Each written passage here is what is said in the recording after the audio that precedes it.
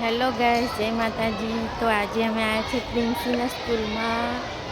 બોલ, આજે પ્રિન્સીને એક્ઝામ હતી. પહેલું પેપર શેનું હતું? ગુજરાતીનું. કેવું ગયું? જ્યાં પ્રિન્સીની સ્કૂલ નાના બહુ મસ્ત છે. સ્કૂલ તો બહુ મોટી. અમે સ્કૂલમાં આવ્યા હતા.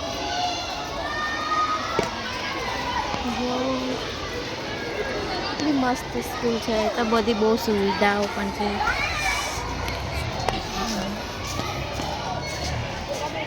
બોલ. Hello guys,